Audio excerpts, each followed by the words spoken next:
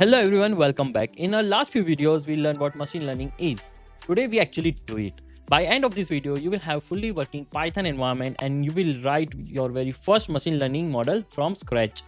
Over here, I have mentioned what PEEP library I want to install, and I'm using -r break system because in my system it does not let me install it unless I add this. So let's start installing by pip install numpy, pandas, matplotlib, and scikit-learn. So I totally understand that those all jargons might be confusing for you, but what I would recommend, bear with me for a few moments. Let me install those first, and I will go over each and individual library one by one.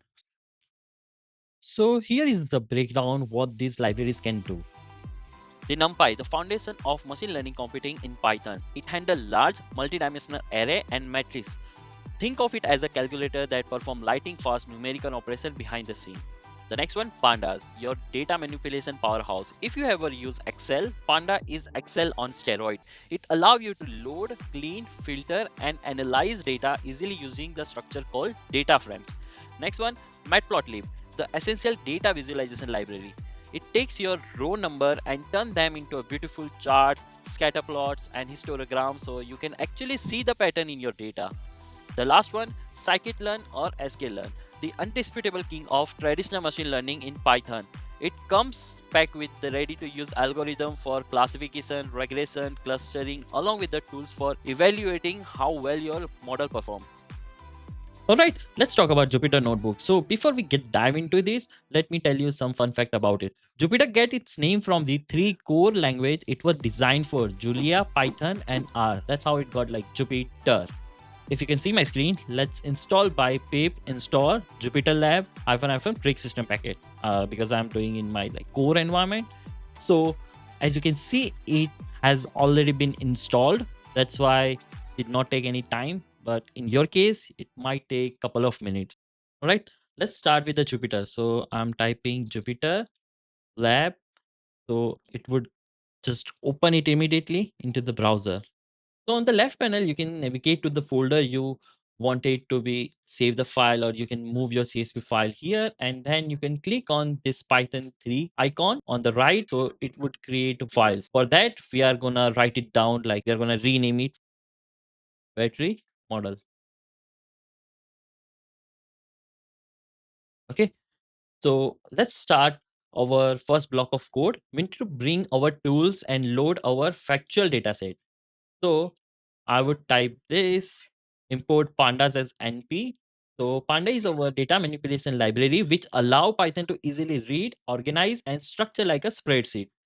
Okay. Now we will be importing our data set.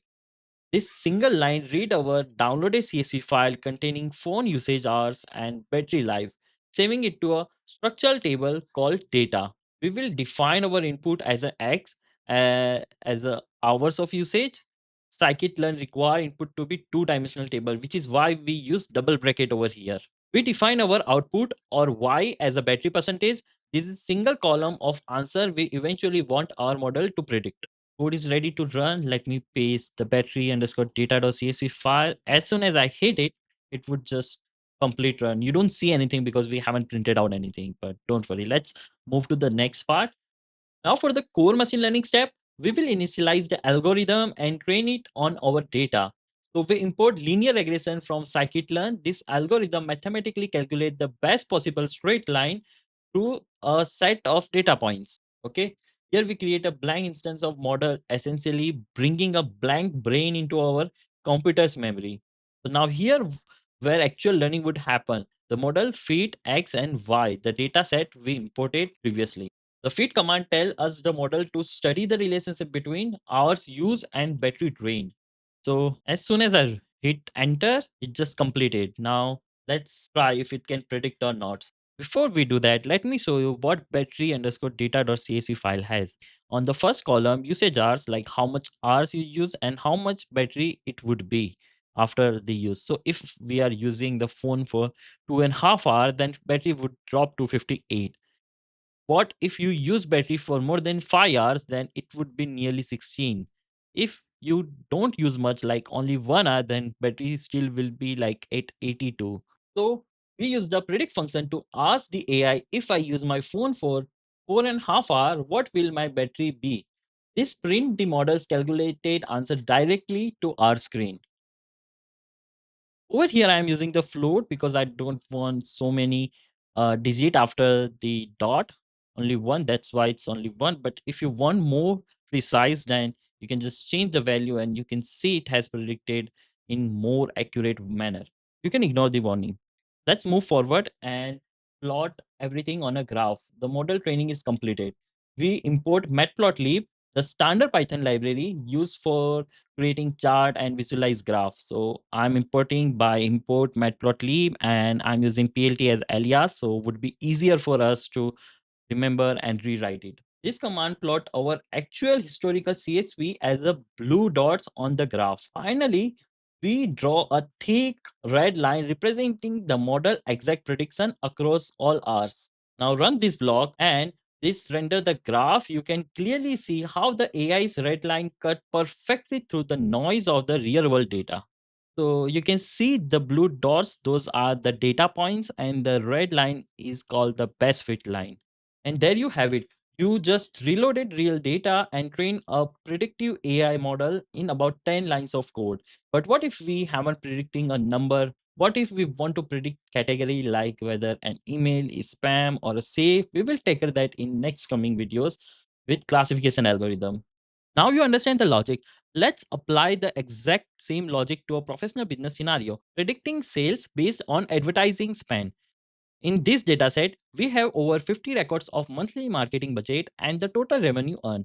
By using linear regression model, the AI calculates the return on investment (ROI). It identifies the mathematical trend between how much a company spend on ads and how much they sell in return. This is exactly how the real world business use machine learning to decide their marketing budget for the next year, moving from guessing to predict with data. So I have already written the code for you and the comment for your understanding. So over here we are importing our machine learning libraries, and then we are using the addcells.csv file which we created, and then we are putting those data into x and y.